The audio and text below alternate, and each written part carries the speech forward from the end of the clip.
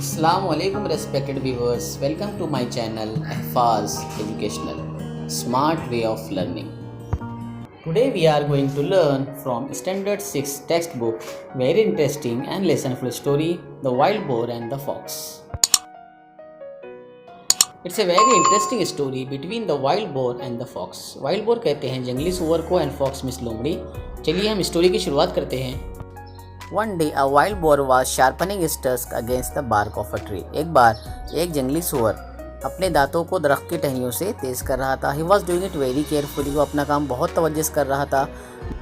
There lived a fox in the same forest. उसी forest में एक लोमड़ी भी रहती थी। He was always looking for a chance to make fun of other animals in the forest. वो हमेशा ये चांस ढूंढती थी कि मैं दूसरे जानवरों को सताऊं। When he saw the wild boar, he decided to tease him. जैसे उसने वाइल्ड बोर को देखा, he decided उसने उसको सताने का, परेशान करने का फैसला किया। He began to walk around the trees. उसने दरख्त की तरफ चलना शुरू किया। Looking left and right and up and down. ऊपर नीचे और लेफ्ट और राइट देखते हुए he also began to act as if he was really scared. और उसने अपने आप को ऐसा दिखाना शुरू किया जैसे वो डर रही है। But the boar did not pay any attention to him. लेकिन बोर ने इस पर कोई अटेंशन नहीं दिया। He kept right on with his work. उसने अपना काम जारी रखा। At last the fox said with a grin. Last में फॉक्स ने मुस्कुराते हुए कहा, Why are you doing that? ये आप क्यों कर रहे हो? I tried very hard but I did not see any hidden enemy or danger. मैंने तो बहुत कोशिश की but I did not see.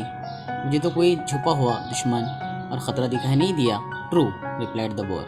Bore ने कहा, सही है। Just now there may not be any danger. अभी फ़िलहाल में कोई ख़तरा नहीं है। But when it really comes, लेकिन जब वो आ जाए, there won't be any time to sharpen my tusk. फिर मुझे अपने दांत तेज करने का मौका नहीं मिलेगा।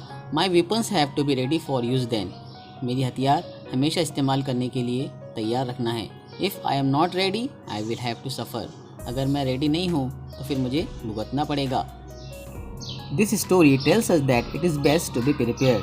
ये स्टोरी हमें कहती है कि तैयार रहना बेहतर है। Don't leave things to be done at the last minute. हमें लास्ट मिनट का इंतज़ार नहीं करना चाहिए।